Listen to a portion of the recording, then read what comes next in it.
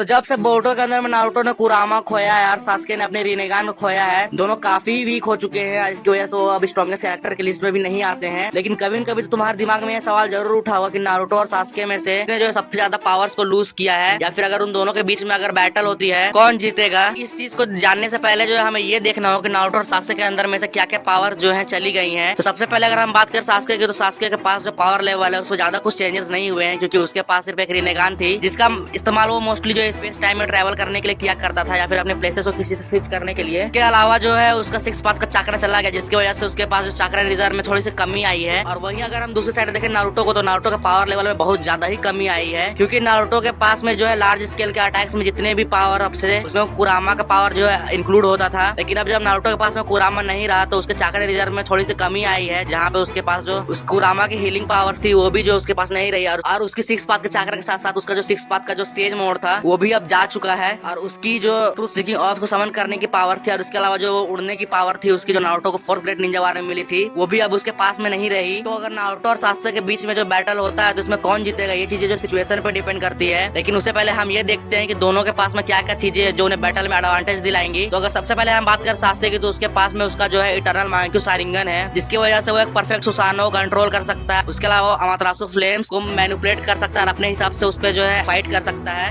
और इसके अलावा अगर हम बात करें तो सास्के के पास 500 चक्र नेचर में मास्टरी है, और इसके अलावा उसका स्ट्रेटेजिक माइंड और उसकी जो स्वॉर्ड का इस्तेमाल है उसकी वजह से जो है उसे बैटल में बहुत ज्यादा एडवांटेज रहेगा। लेकिन वही अगर हम बात करें नारुतो की, तो नारुतो के पास में जो है सेज मोड की मास्टरी, और बिना कुरामा को उसके पास में भी उसकी उजुमाकी लिनियज की वजह से कुरामा से भी ज्यादा चक्र है। इसके अलावा अगर हम बात करें नारुतो की, तो नारुतो के पास में बहुत ज्यादा इंसेंट स्टेमिना और ड्यूरेबिलिटी है, और उसके अलावा जो अपने शैडो क्लोन्स की मदद से किसी भी एनिमी को जो ओवर पावर कर सकता है। इसके अलावा नारुतो का अनप्रेडिक्टेबल होना भी उसे जो एक बैटल में एडवांटेज दिला सकता है। अब हम ये देखते हैं कि अगर दोनों फाइट करेंगे तो कौन कौन जीतेगा इसमें से। तो अगर उनके बीच में अगर फाइट होती भी तो बहुत सारी कंडीशन इसके बीच में आ जाती है कि कौन कैसे जीतेगा। तो अगर हम बात करें अर्ली बैटल की, तो सास्के के पास मुझे शारिंगन है जो कि उसे नारुतो के मूवमेंट्स को रीड करने में मदद करेंगे, और इसी की मदद से सास्के जो नारुतो की ओपनिंग्स को जो है अच्छे से एक्सप्लॉइट कर सकता है। और नारुतो का जो पहला मूव होगा कि वो सास्के को अपने शैडो क्लोन्स की मदद से जो है बहुत ज्यादा ओवरवेलम कर दे, ताकि सास्के बहुत ज्यादा चक्रा अपना एक्सपेंड करे और वो जो है थक जाए। लेकिन अगर ये फाइट थोड़ी सी खिंचती है और ये मिड फाइट के अंदर में जाती है, तो नारुतो के पास में जो है सेज मोड का एक्टिवेशन जो है उसे बहुत ज्यादा फायदा देगा, जिसकी वजह से उसकी सेंसरी एबिलिटी के साथ साथ उसके पावर भी जो इनहेंस हो जाएंगे, जो उसे बहुत ज्यादा डेंजरस एनिमी बनाता है सास्के के लिए। और सास्के जो है अपनी स्पीड और प्रिसीजन पे ही जो है रिलाय कर सकता है, जहाँ पे वो अपने स्वॉर्ड्समैनशिप के साथ में ये एक्सपेक्ट कर सकता है कि उसे नारुतो के अटैक्स हिट ना हो। लेकिन अगर गलती से भी नारुतो के अटैक्स जो है सास्के को हिट करते तो बहुत ज्यादा डैमेज देंगे सास्के को। और सास्के इसके अलावा जो चिदोरी और लाइटनिंग टेक्निक्स को इस्तेमाल करके जो नारुतो को एक डिस्टेंस पे रख सकता है, जिससे कि नारुतो डिफेंसिव मोड पे चला जाए। और अगर ये फाइट जो बहुत लास्ट तक खिंचती है तो इसके अंदर में जो है डेफिनेटली नारुतो का जो सुपीरियर स्टेमिना उसका चक्र रिजर्व है वो उसे अपर हैंड प्रोवाइड करेंगे, क्योंकि हमने पहले भी देखा है सास्के को आउट ऑफ चक्र जाते हैं उसकी बहुत सारी बैटल्स के अंदर में। लेकिन सास्के की जो टेक्टिकल एबिलिटीज और उसकी इफेक्टिव स्टाइल जो है फाइटिंग की, वो जो नारुतो की जो ओपनिंग्स उसे एक्सप्लॉइट करने में मदद करेंगे, जिससे